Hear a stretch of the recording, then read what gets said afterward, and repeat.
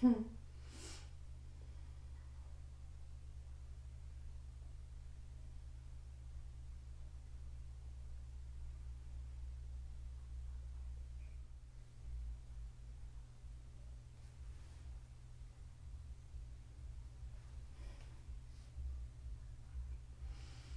was making me cry.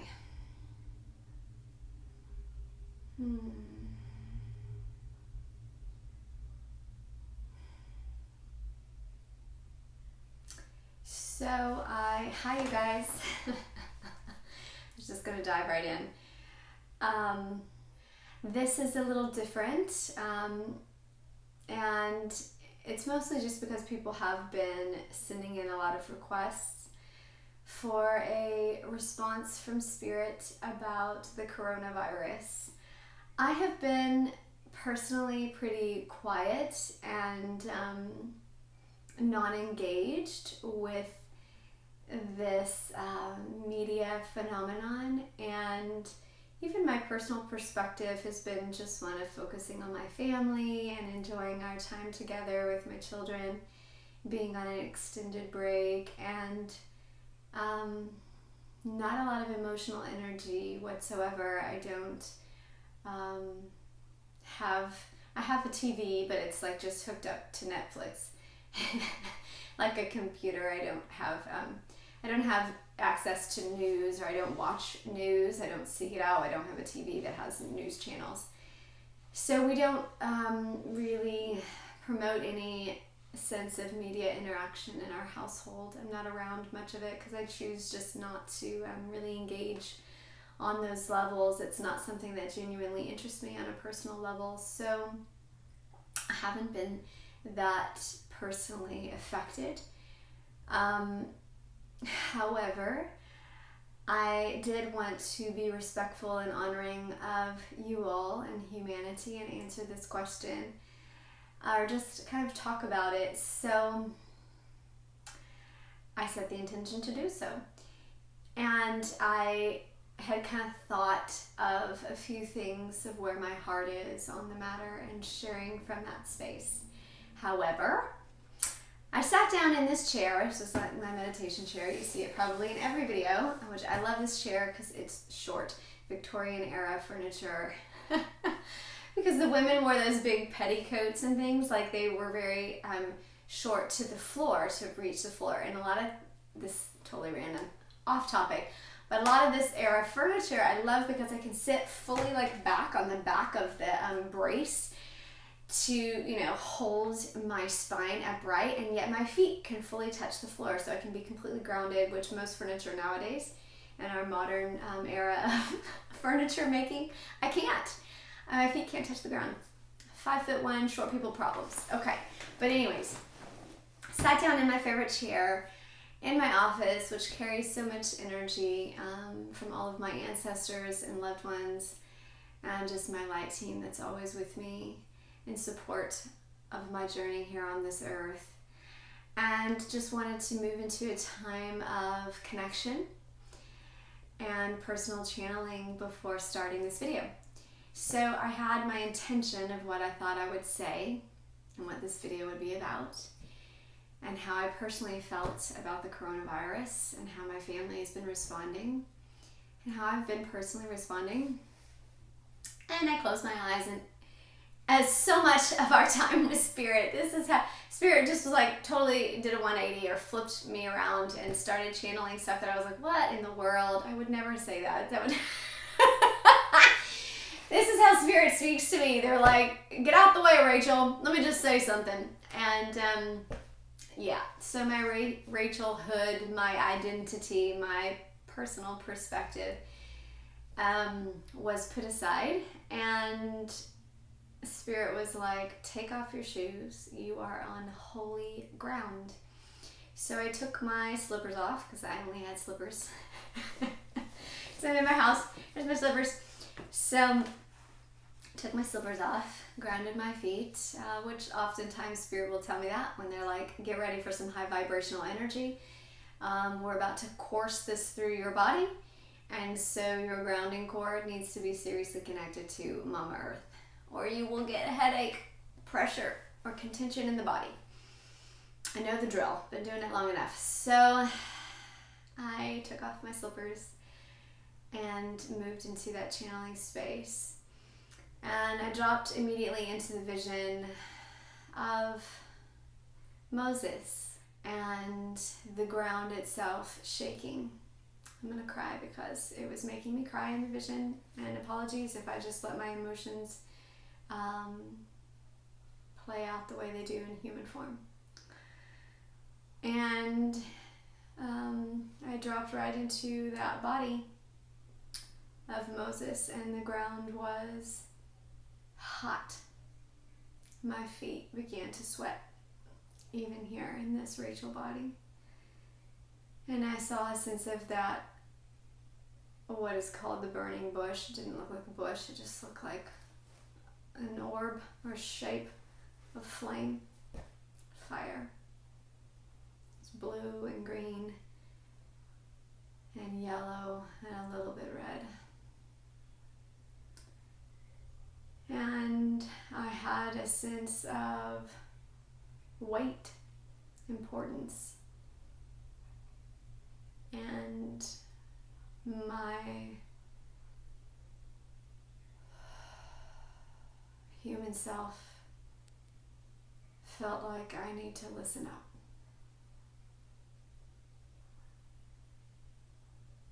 And so I did. Got very quiet in my body and very reverent in my energy. Not worshiping anything other than respecting the holiness of this moment.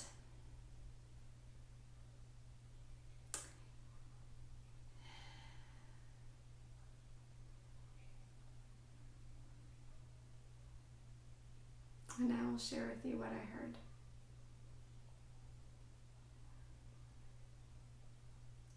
Even though I don't like it. My human self doesn't. I heard that there is once again a plague upon us. And then I moved into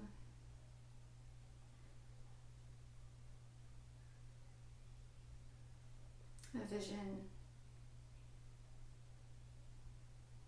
of Moses asking the Pharaoh to let his people go, and the system of workers that was created to support his industry and his lifestyle and his function, to let the people go, and how the plagues came upon the people until the system crumbled and the people were free. The people were free from the system, at least. But they weren't free from themselves. And if you know the biblical history,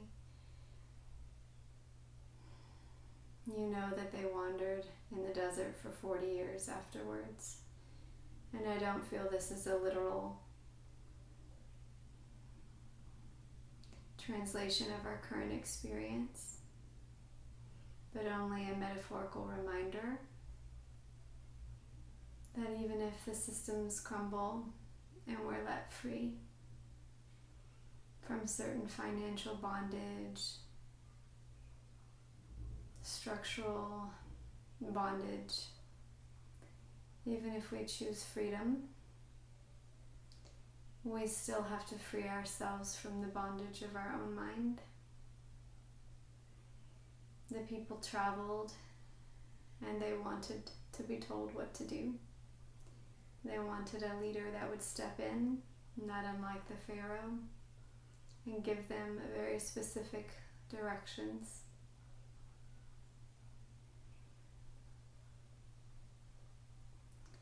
And Moses and his brother Aaron were not like that. They gave some direction, but they also were pretty introverted in their leadership.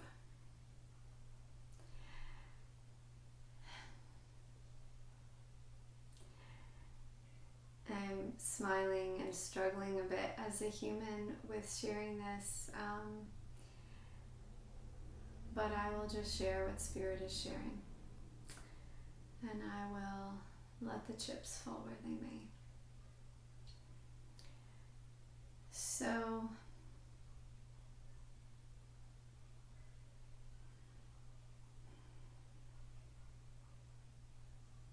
the inner battle for freedom, to know that you are free,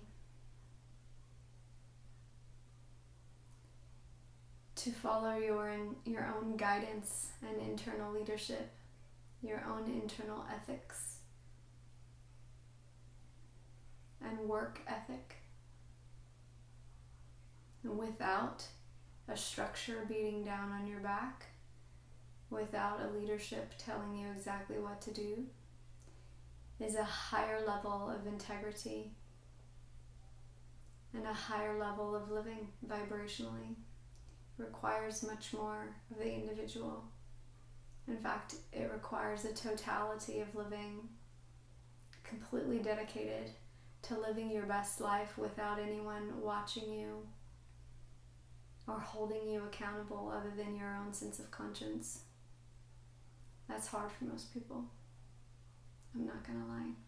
It's hard for most of humanity. This is why we fall into the sheep-like sense of systems and being a functional aspect of a rotary at times, a cog in the wheel, if you may.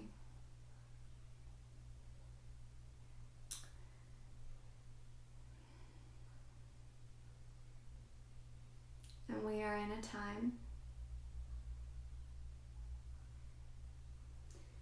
where we are asked to step into our own level of vibrational integrity. Now, to me as a human, to me as Rachel, this is beautiful. This is genuinely empowering. And when I say empowering, I truly mean the core of what that word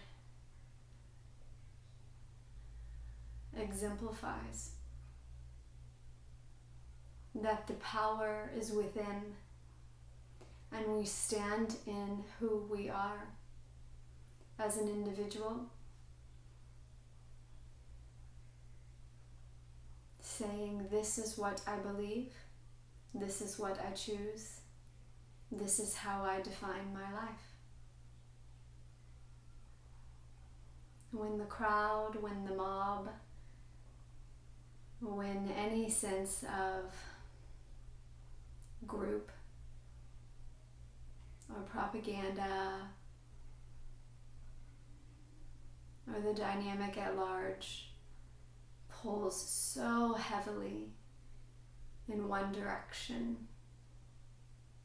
and you still have the inner courage and strength to stand in your own belief, which may be counter, which may not be counter, which may just be simply your belief. But when you still have the power to stand in it, this is true power. And no one can take this from you. Every single individual has this power of free will. This is our gift. This power to say, no matter what the story is, no matter how others define their life, I am the one who decides what events mean something to me. I am the one who decides how I define my characteristics of life. Every event that we have in our lives, from the time we're born until the time we leave this body, is our own decision on how we tell that story, how we define it. Everyone has language, but love means something to you, and love means something to someone else. The events in your lives, even though they may have similar labels of language and experience, and maybe someone was even a part of the same event as you, You alone have the power of the definition. You decide, you choose how those events define you, how those events change you or don't, how you navigate through life. No one teaches you that. You get to choose. And you're held to it by your own level of integrity and conscience. Your own soul hears you say it. Hears the definitions.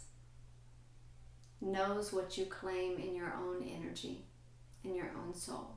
Whether you ever tell another person of it or not, your own soul and the cells in your body and every bit of energy that makes up who you consider yourself to be is listening and is hearing you.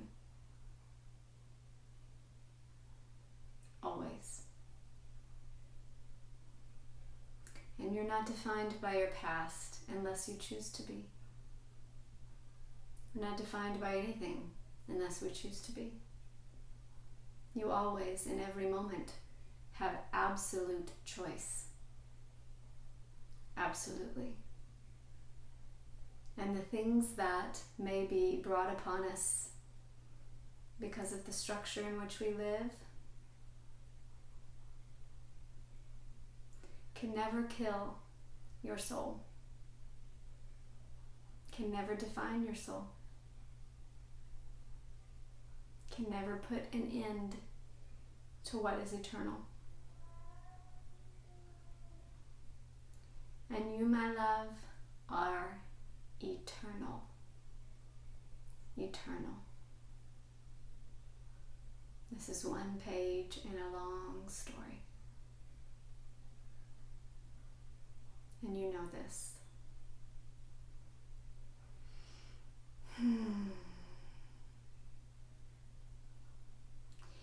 So I want to say one thing, if Spirit will allow me to say it from my own sense of self, my own soul, my own expression of Rachel and this personality. And that is one of punch. So I'm going to shift out.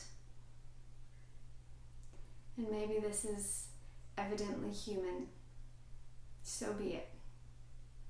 But I won't end this video without a little bit of tenacity from my own heart. And that is to encourage you to absolutely stand, to put a sense of passion in who you are, to put a sense of passion in your life. I'm going to get a little bit active instead of the stoic sense of channeling. But let me tell you this, these are the times when things show chaotic, when they seem like the whole of society is going one way and one person, be it you, be it someone else, be it your own child, be it your grandmother, one person says, this is who I am. This is what I stand for. I stand for love. I stand for committing to the relationships that are going to stay with me, even beyond the temporal aspect of my body. Those that choose to actually mean something with their life. So lean into the fact that this is where these things truly shine. This is where you get to make a choice for yourself of what you want to do, how you want to share, how you want to be, what you want to amplify. We're doing this all the time anyways, you guys, we are. But in these moments, when there's darkness all around, your light can be a lighthouse to all the other ships that feel lost and feel tossed by the chaotic waves of what's coming at them in the media, of all of the fear and all of the fear.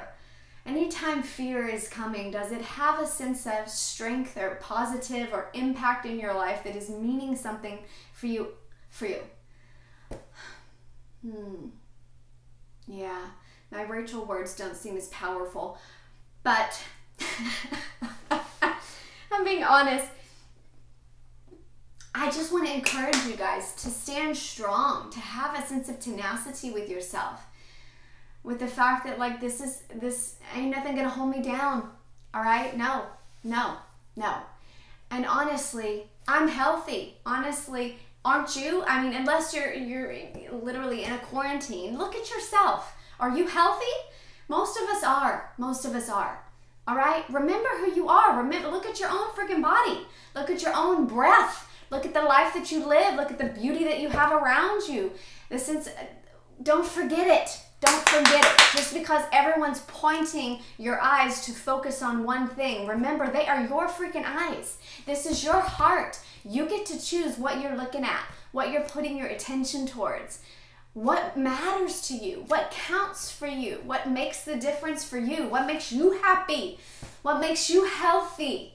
Remember you. None of that has changed. None of that has changed.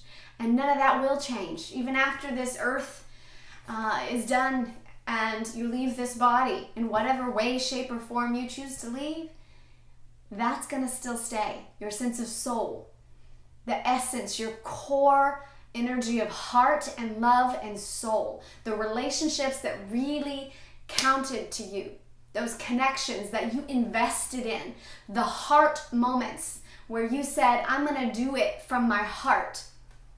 That's the stuff that matters. Remember that stuff. Yeah.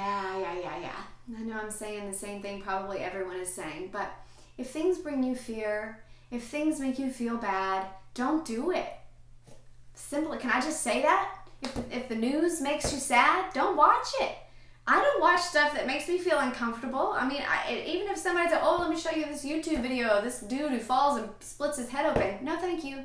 No, thanks. That stuff doesn't make me feel good. Why would I want to? No. It's as simple as that. It's as simple as like, I don't care to engage. No. The stronger your sense of self, the more at ease you will feel with your sense of boundary. And boundary is a beautiful thing. You know why? Because we can amplify the soul of what truly matters. Amplify your light. Amplify your sense of like absolute graciousness for humanity. I am in an absolute energy of health and vitality. Feel it, right? Do some sit-ups and do some push-ups and feel your own sense of health and vitality. If you're getting scared of the health crisis, feel your own sense of who you are and what you're capable of and amplify from there. Move your own eyes inward. A lot of strength for you all. Okay, I'm sending love and I'm going to sign off here. Peace and blessings. We'll be back next week with another video. Love you guys.